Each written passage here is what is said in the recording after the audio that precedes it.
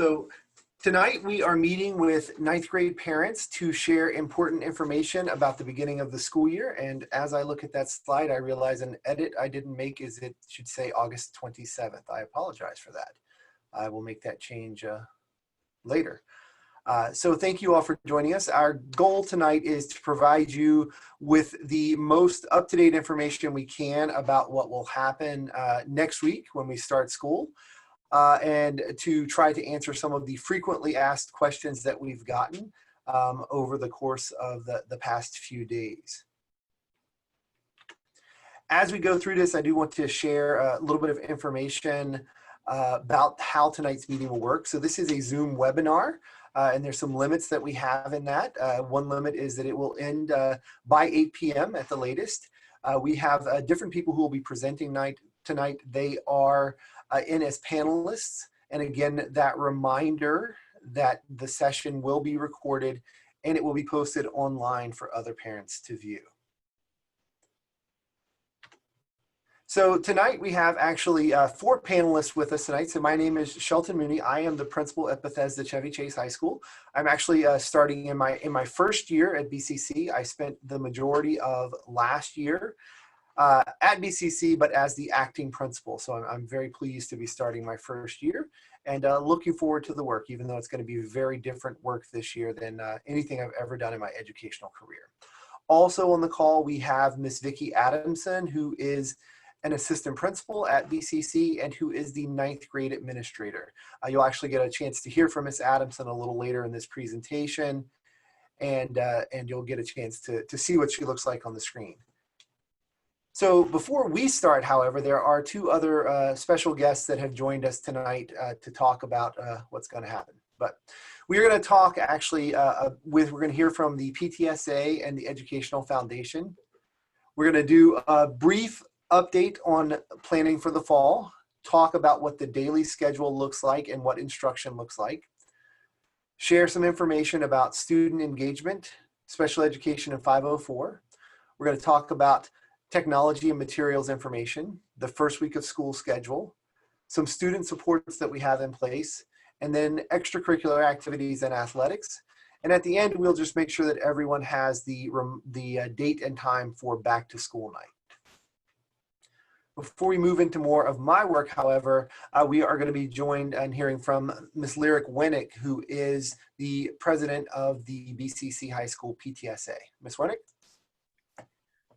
Hello, Dr. Mooney.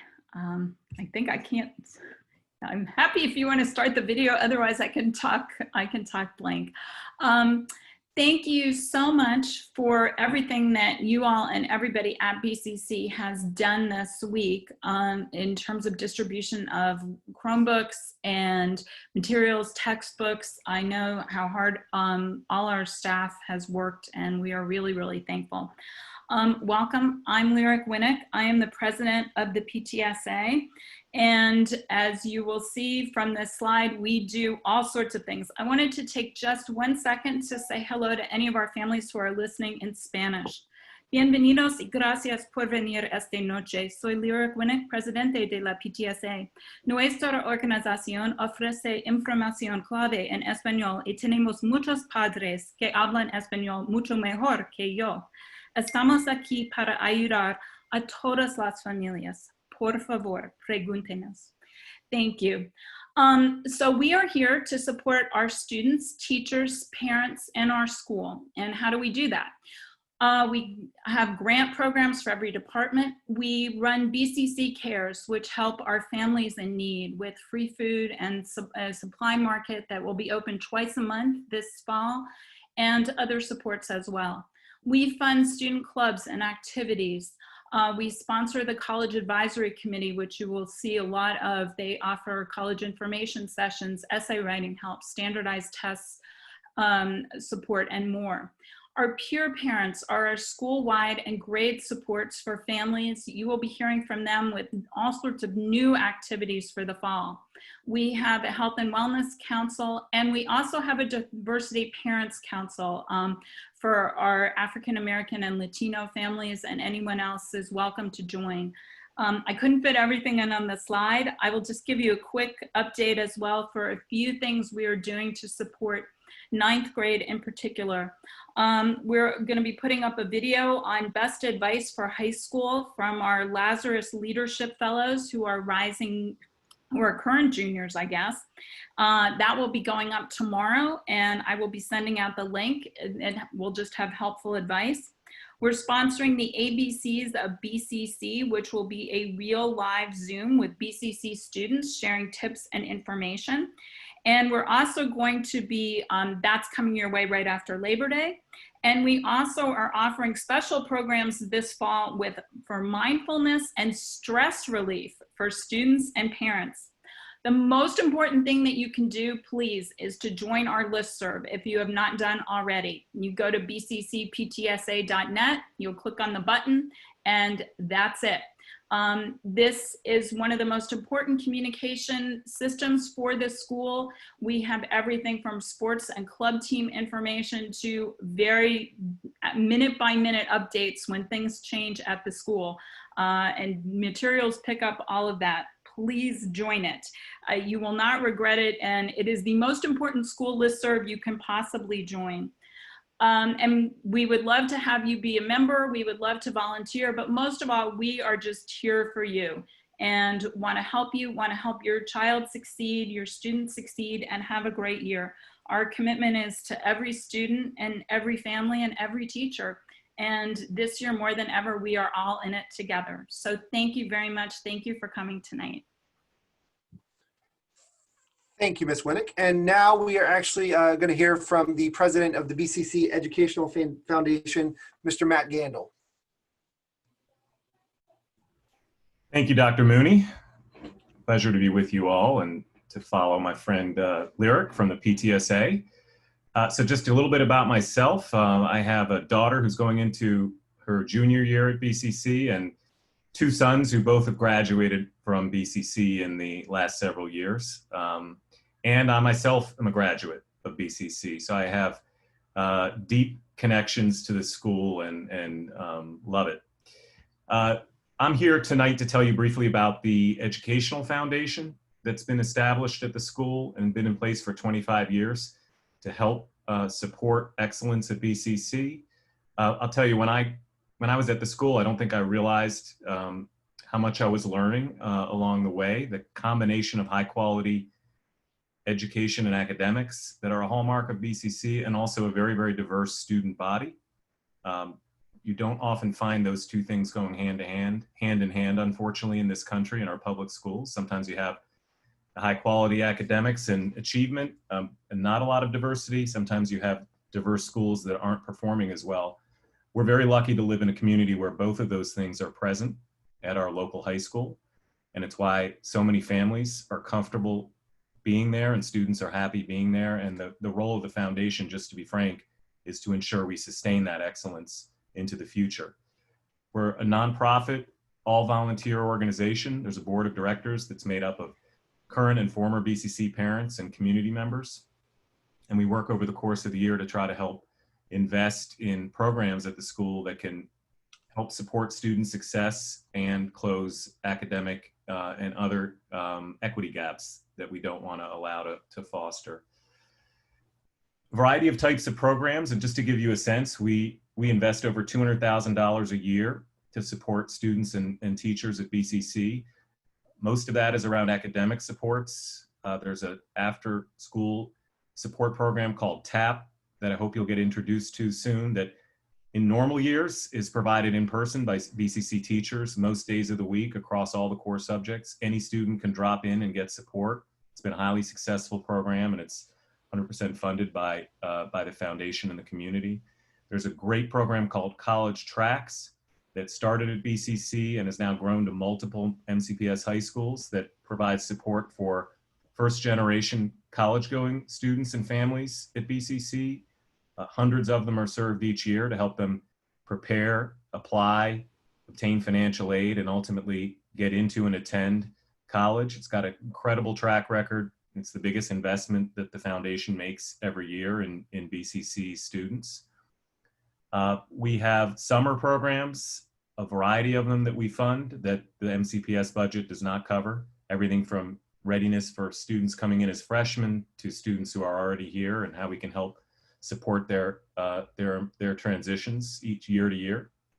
And we had a great program we introduced last year in partnership with the PTSA called Link Crew that was designed to build the readiness and the confidence of incoming freshmen at a time when we went from only one middle school feeding into BCC to two middle schools, Westland and Silver Creek. And we all thought it was important to try to build a really structured mentoring program to help students make that transition. That's a program I hope will continue even in the COVID environment, because I think your students can benefit greatly from that kind of collaborative, supportive environment.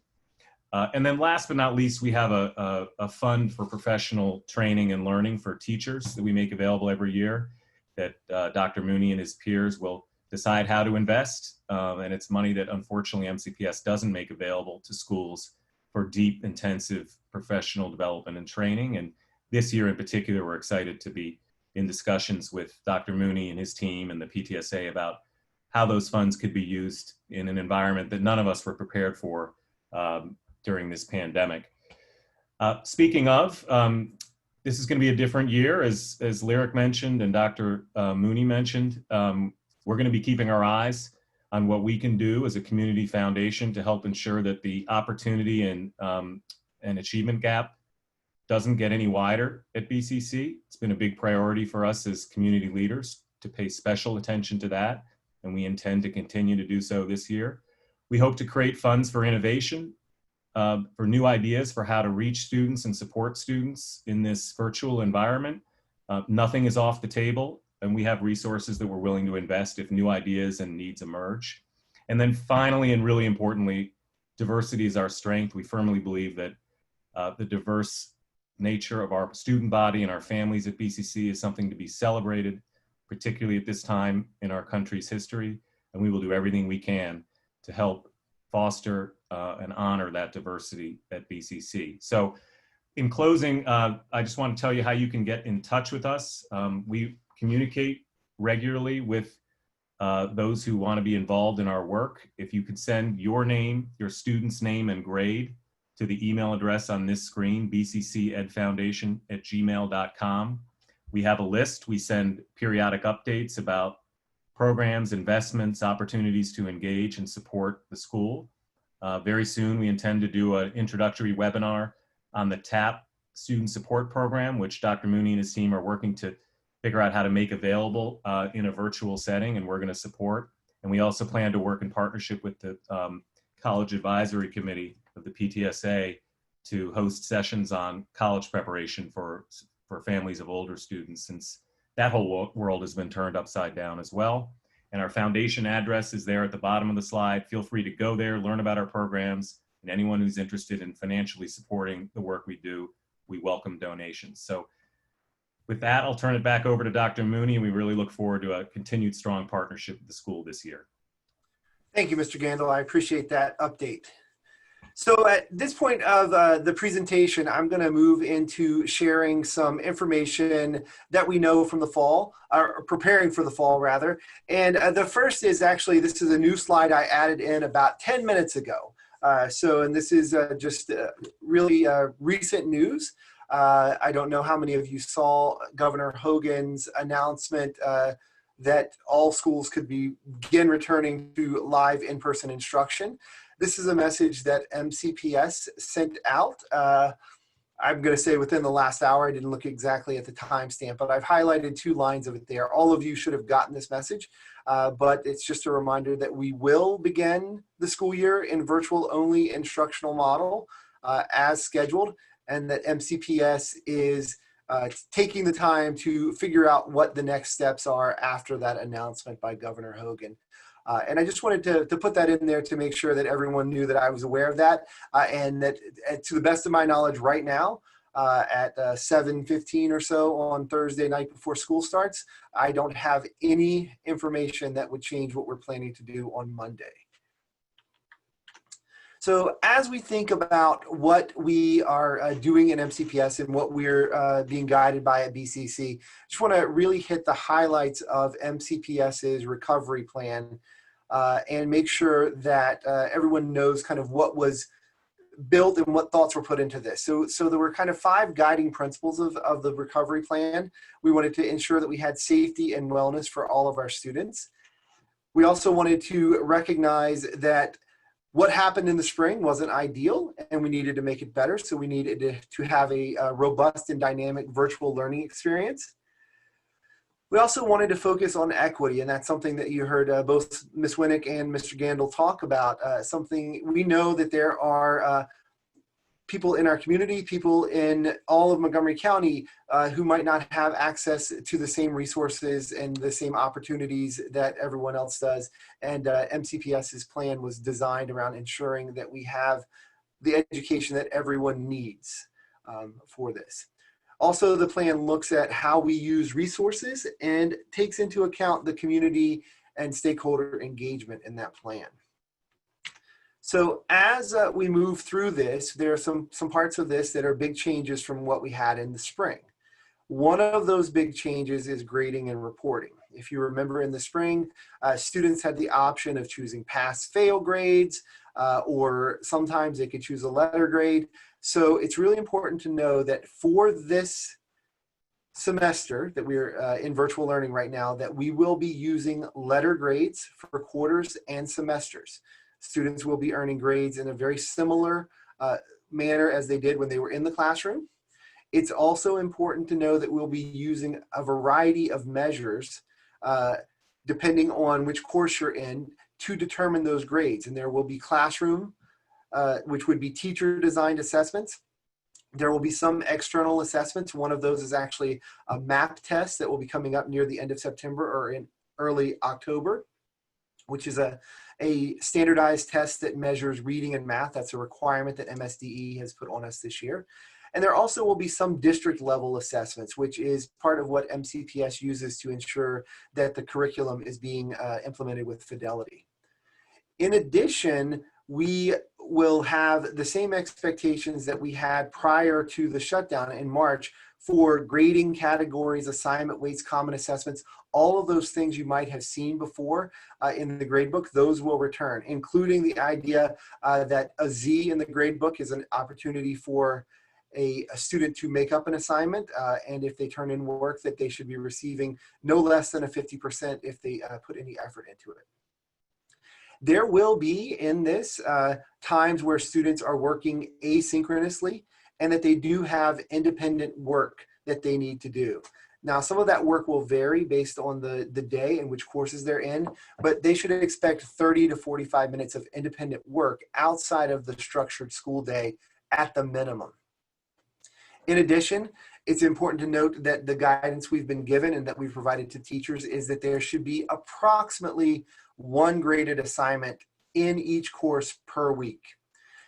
But there's the caveat at the bottom there. Some of the electives may function differently. So if you're in, say, for example, if you're in a PE class, that grading may look a little different or a lot different from what your English class looks like. But those are the basics of the grading and reporting. So one of the big questions, so this was something I'll spend actually quite a bit of time processing through.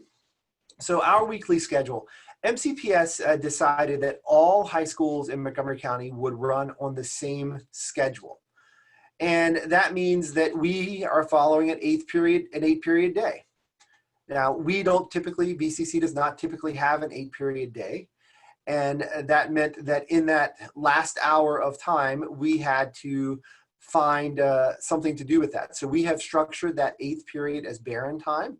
And when we get to the next slide, I'll actually share with you some of what barren time is. It is not a new concept for BCC, but normally we haven't had the time built in and structured in this way. Each class will meet live for 60 minutes per week, or 60 minutes twice a week, excuse me. And that live instruction actually does mean that the teacher is in a Zoom call with the students in a normal 5-day week on Monday, Tuesday, Thursday, and Friday. It also means that we have time built in there with the extra time that's both at the end of the day to look for things such as that time for academic progress, the TAP program that Mr. Gandal talked about, High School Plus, which is a program we offer that allows students to recover credit if they have failed a high school course. We also have time for some advisory built in there. We also have some additional teacher planning time built in there because we recognize that this work is so very different than what our teachers are trained to do. And it's a very different and challenging way to approach the work. So we want to make sure that they have the time to do that in a thoughtful and meaningful way. So Barron time that we'll be using during the 8th period is actually a flexible time that we've built into the schedule in normal circumstances, and we've used it for a variety of different purposes. This year, we've mapped out just a few that we know that we're going to use over the 18 or so, I guess 30 or so times rather, that we have an 8th period class. So we are going to use that for academic support. That is going to be one of our biggest focuses, to make sure that we have students provided with the opportunities that they have had in school. Something, when we transition to online learning, one of the pieces that we're really missing is the opportunities that students and teachers had to work together on an informal basis. It's now very hard for a child who has a question about a math assignment to simply drop into the teacher's classroom at lunch and ask for help on a problem and then move on. So we're going to make sure that we're structuring that Barron time and those other focused support times in a way that allows students to have that opportunity. Another thing that we're going to use Barron time for is some of those link crew activities that Mr. Gandal spoke about earlier, really looking at how we can take the students who are coming to us from Silver Creek Middle School and the students who are coming to us from West Linda Middle School, and really build a sense of community and bring them together as students at BCC. We also are going to use that time for some of the IB middle years program work that we do at BCC, which all 9th and 10th graders are automatically enrolled in. We will use that time for club meetings and for some social emotional learning lessons, some opportunities to provide students with some mental health breaks and some mental health work and opportunities for them to debrief what's going on. We'll also have time in there for some community building activities, and then any other needs we might identify as we go through this. This is not meant to be an exhaustive list. It's just an idea of some of the things that we are looking at using Barron time for. So if we go back to the thought of what a typical Zoom lesson might look like, and again, this will vary based on content. Different contents have different approaches for how they might take care of instruction and what parts of the instruction might be more emphasized. But a typical lesson would include some kind of warm-up activity at the beginning, and then an opportunity where the teacher is going to frame the lesson, where they're going to share what's happening in the lesson, where they're going to review those thinking skills objectives, the language objectives, and they're going to talk about what's going on in that class to get them there. They're going to give them an agenda or an itinerary. Then there is going to be some portion of direct instruction, and that direct instruction will likely be a combination of teacher lecture, teacher demonstration, some content, some whole group questioning, and opportunities for students to work in that way. And then there will be times where students can be in breakouts, which may be off-screen time, where the teacher is still in the room, but the students are, let's say, working on a math problem or figuring out something for science that involves a textbook, where they're not staring at a screen, but the teacher is still there. They could turn their screen back on if they had a question. There also will be opportunities in that time for students who participate in breakout rooms. So it is widely expected that all teachers at BCC will be using breakout rooms, which are an opportunity for what we might call small group work if we were in a classroom setting. And those breakout rooms are structured. The teacher assigns those groups and puts students in the groups. And then the teacher has the ability to float and pop in without any notice into any one of those groups In addition, participants who are in the group have the ability to request the teacher to join them if they have a question or if they're stuck on something. So that's an important added feature that we have for this fall that we didn't have access to. And at the end, there will be some type of closure for the lesson. An important part of that closure, however, will actually be really sharing explicitly what the students are expected to be doing when they're working independently.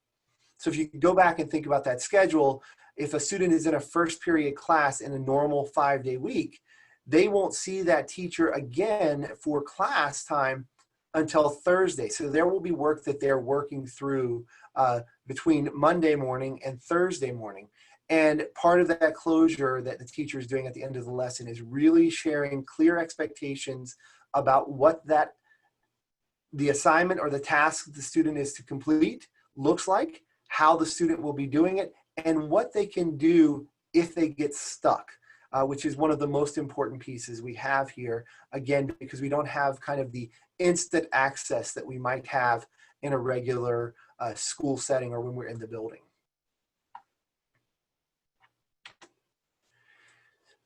An important part of what we are going to be looking at BCC is also student engagement. So we know that in the spring, students were not as engaged in instruction and in academic activities as we hoped they would be. And we know that engagement is one of those direct factors that we can tie to academic achievement. When students are engaged in the learning, when they're completing tasks, when they're participating actively, we see students who are successful and who are demonstrating learning and growth. So we do have the expectation that students will attend all Zoom sessions, that they're going to participate in class, whatever that might look like, reading, writing, listening, speaking, whatever's being asked of them, that they are going to complete their assignments. The fourth bullet in that box for students is very important. Fourth and fifth bullet are really important, actually, that they are going to seek help and they're going to communicate with teachers, counselors, and I actually should add in parents there. If you were in any of my meetings in the fall, if you happen to have older children at PCC, you heard me say over and over, in a normal setting, we are able as teachers to really see what's going on with students, to read their body language, to read their affect, and to really engage with them and to talk with them about what might be occurring that's keeping them from being successful. We're not necessarily going to get that, but as their parents, you may. And if you have information or if you're able to talk with us about things that are going on, that could be really helpful for all of us, for teachers and administrators and counselors, as we're trying to make sure that this is the best experience that we possibly could have. The next bullet I want to hit is really the idea that at the last bullet there is that we are really having a focus this fall also on the academic integrity part of instruction. In the spring, we did have quite a few instances where students were not submitting their own work, where they were really not putting in 100% effort, and we want to make sure that students are really putting in the effort and doing their work so that they have those opportunities to learn. For teachers, I'm actually not going to read everything that's in that box there for you, but I do want you to know that we believe that it's still important for teachers to create a safe place for students to be in their classrooms, even though it's a virtual classroom, and that we really think that the most important thing, one of the most important things teachers can do is to build those positive relationships with students. So we want to make sure that teachers are doing those things, but we also want to make sure that they're providing the curricular and content instruction that they need to do, that they're looking at ways to differentiate instruction, that they're looking for ways to provide some flexibility to students, because there are going to be challenges that we all face. And for teachers, we also have that same expectation that they are going to be involved in that cycle of communication. And when students are not engaged, that we're working with, as a whole team, including the student and the parent, as a whole team to try to figure out why the student is not engaged and what we can do to improve that situation. So one of the questions that we have gotten quite a few times is what is happening for students who receive special education services and or have a 504 plan.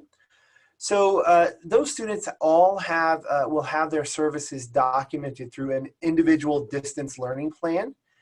And that will align with either their special education program, their IEP, or with their 504 plan. And all of that will be shared with teachers so that they can support accommodations, they can support modifications that might need to be made in the classroom, and that they can make sure that students are receiving any necessary supports that they might need. We do continue to support classes with special education teachers and paraeducators, and we will continue to hold those meetings that are necessary. So if you are a parent of a child who fits into one of these two categories, not only should you be hearing from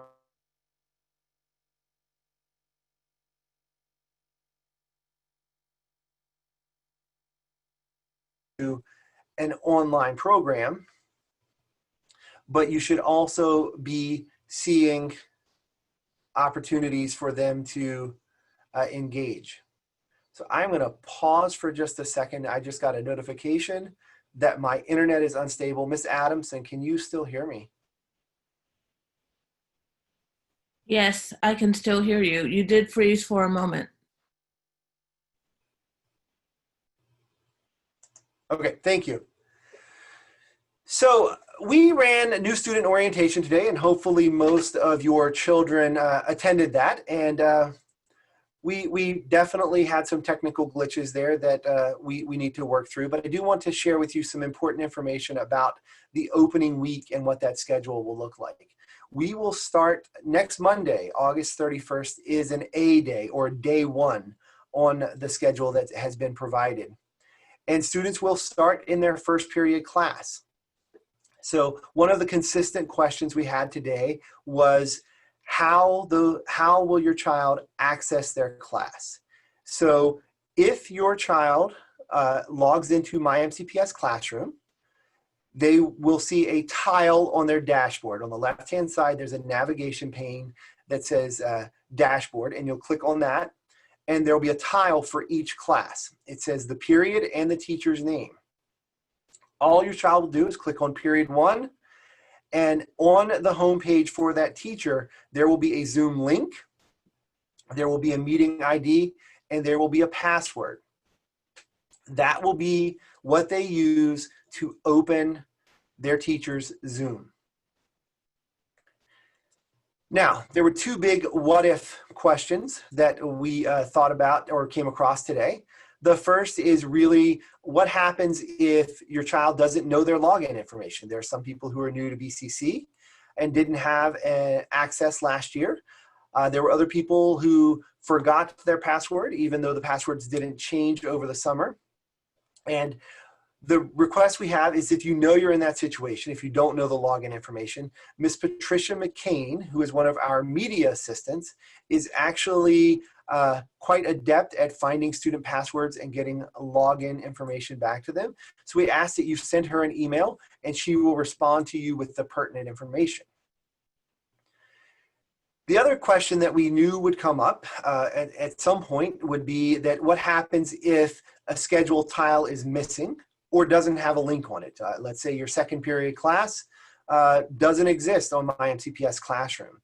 On Monday morning, we will make live at the top of the BCC homepage a link for troubleshooting. It will ask you to fill in some information. It will also ask you to provide us a phone number where we can call you to work through the issue. We will have a team of about 20 people replying to those messages. So it still can take us a little bit of time, but know that we will get back to you as soon as possible if for some reason something is amiss with what's going on your child's My MCPS Classroom. A part that I do want to very briefly talk about, and I apologize, is what Wednesdays look like. So Wednesdays, if you look at the calendar that I shared earlier or that is posted on the BCC website, Wednesdays are actually designed to be live check-in opportunities that are about 20 minutes long. So that's another way that we're trying to look at providing academic support to students. And the purpose of that is for teachers to be signed in to their Zoom classroom during that time, and for students to be able to come in for academic support, to get questions answered, or even just to work or to do some relationship building with the teacher in small groups if that's happened. That is an optional day. However, and this is a big however, teachers may require students to come in. So for example, if a student misses a quiz or performs poorly on a quiz, a teacher might need to say, I want you to come see me on Wednesday during my live check-in because we're going to do some reteaching and then I'm going to give you another opportunity to take this quiz. So there may be some opportunities where teachers are requiring that. But for the most part, those live check-ins will be not mandated per teacher, but the teachers will always be available. So at this time, I'm actually going to transition and I'm going to introduce Miss Adamson, and I'm going to stop talking for a bit. So Miss Adamson, again, is the 9th grade administrator at BCC. She's one of our assistant principals, and she is joining us this year. This is her first year. So Miss Adamson, I'm going to turn it over to you. Thank you, Dr. Mooney. Good evening. My name is Vicki Adamson. It's my pleasure to be at BCC. And as I've been telling some of your freshman students, we are going to be freshmen together, learning the ropes at BCC. And it is my intention that they're going to have a great school year. And I'm here to answer their questions and yours and be as supportive as I can. You can see here, I know many of you have already found my email address because I've been in contact with you, but you can see that I do have a Twitter account. In a normal, or I should say traditional school year, I would tweet at events and keep you posted about things that are going on, and I will see what that looks like in a virtual setting. I'm not sure how much use that Twitter account will get, but it's there and you can follow me, please. And so I want to talk about technology for a moment because this has been a big question that a lot of parents have asked. All students do need a device to support the online virtual learning. And what's really important is that the county has reserved a device to give to every student in MCPS. Freshmen in particular are going to get updated Chromebooks. And this is so that students can access all the learning on My MCPS Classroom and any other apps that we provide for them. So if you have been assigned a My MCPS or an MCPS Chromebook or MiFi device, students can continue using those devices. And we are currently distributing the technology. We started on Tuesday and we will go through tomorrow. So if your child has not picked up a Chromebook, please do come out so you can get a Chromebook. And again, as I said, all students in 9th grade are eligible to receive the new Lenovo device, and they can swap out their current device if they had a Chromebook from last year. Every time we give a Chromebook out, we are assigning your student an obligation, so we do expect to get those back at some point. And that is one reason why we are asking only the families come and pick up their Chromebooks. We are trying not to give Chromebooks to friends or families to give to someone else because we are keeping track of where those Chromebooks are going. And any technology that's not picked up this week and prior to the start of school, it's going to remain at BCC and families can pick up the Chromebook at a later date. The MiFi devices are limited, so we are not giving them out at BCC. They're going to be given out at 45 West Goody Drive, that's central office in Rockville. And if you would email your administrator, that's me, or your child's counselor with any technology request, we can help you. And you can also use the technical support number that appears here on the screen.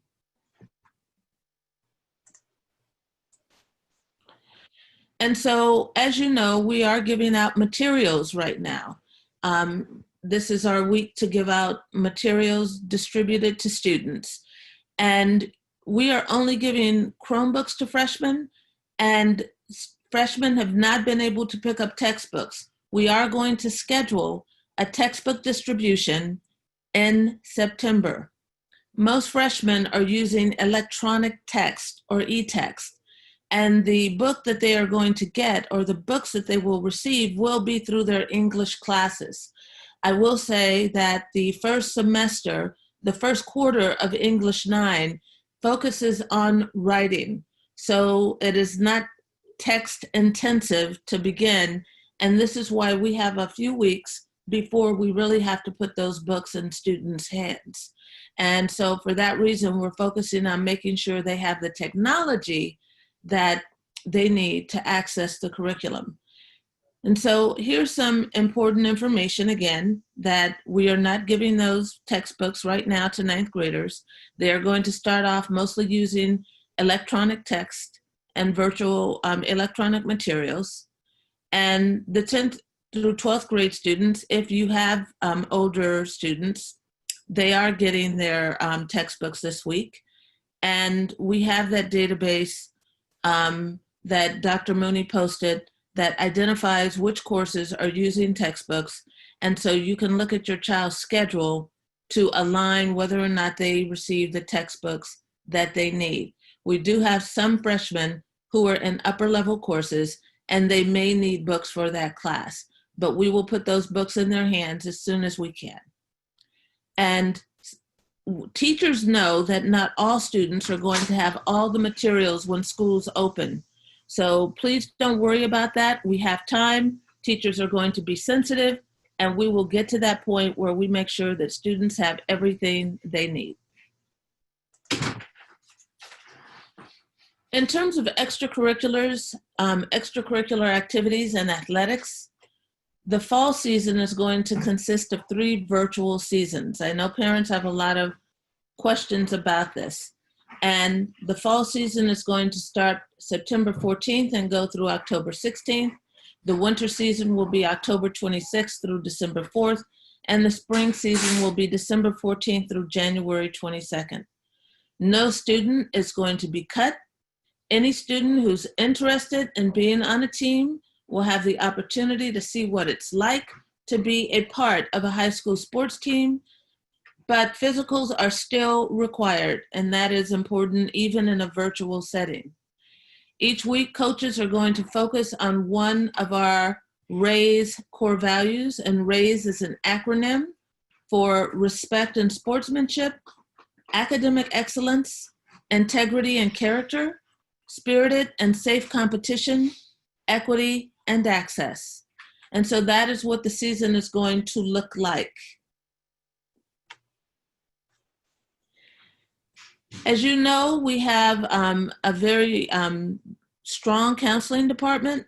Ms. Reverend is our counseling resource teacher. She is in charge of all the other counselors.